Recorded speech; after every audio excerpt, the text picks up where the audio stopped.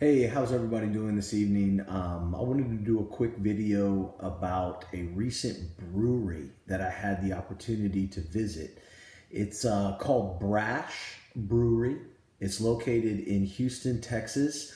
It's on Cross Timbers, which, if you're familiar with the Houston, Texas area, it's going to be kind of north of the General Heights location. So first off, I've heard nothing but great things about the beer and the brewery itself. So I've always wanted to visit them.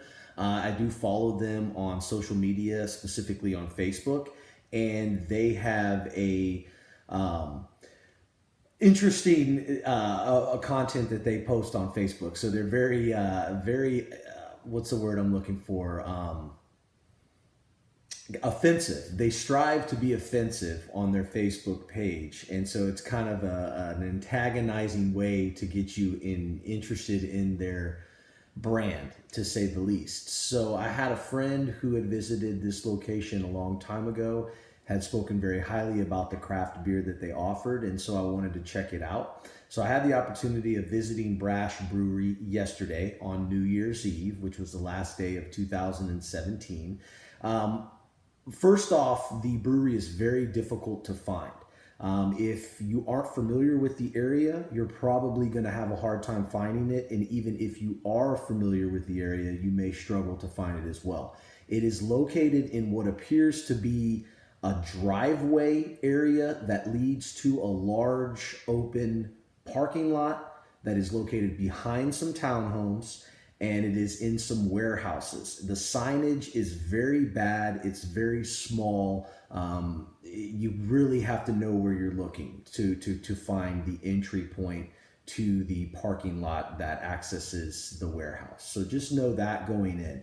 The brewery itself is located inside of an older warehouse. It's pretty simple. It's pretty basic. They do the brewing there on site, and then they have the tasting room as well located together. It's just literally one longer kind of rectangular shape open warehouse with the brewing operations at one end, and then at the other end the tasting room, and then in the middle is just kind of a wide open empty space. The beer itself is excellent. So I am personally a stout drinker, and I like stouts. I'll drink stouts year round. So I really like them a lot. And they had I believe maybe five different stouts on tap. And several of those were seasonal stouts, and some of them were stouts that they offer on a regular basis. As far as the overall amount of beers that they had on tap, I think it was like approaching 12 or 15. It was quite a few, and it was a good selection, to say the least. I stayed within the stout category, and I can honestly say everything that I tasted was pretty good. I stuck with what they're calling Milk the Venom, which is a seasonal stout that they offer, which is extremely tasty. It's got a coconut flavor mixed with cinnamon, and it's got that rich, dark, stout flavor mixed with all that. So it's called Milk the Venom, and it was definitely good. It is a seasonal stout that they offer.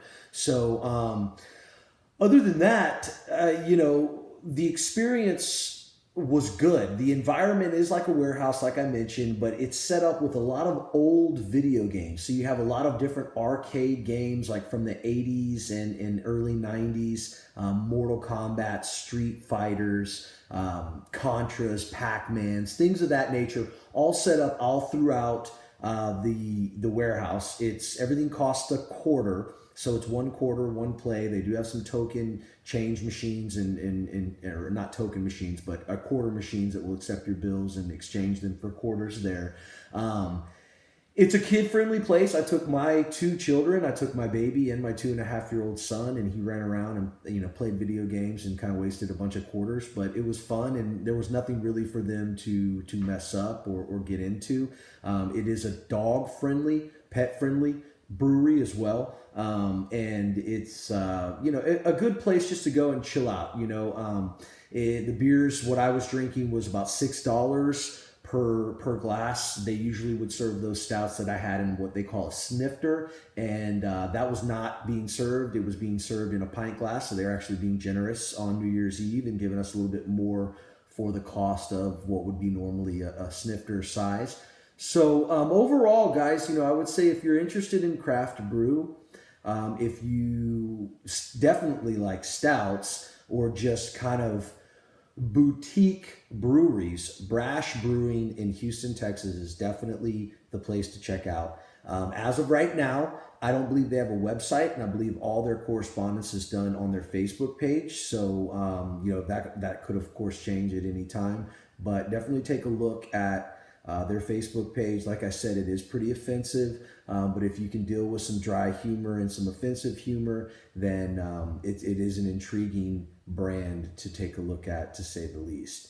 If you are familiar also with Arrogant Bastard, that is another brewery and craft beer name that's well known. They've done some collaborations with them as well. They were kind of a selected brewery to do some collabo recipe work with them. So if you're familiar with Arrogant Bastard, that may ring a bell to you and be important.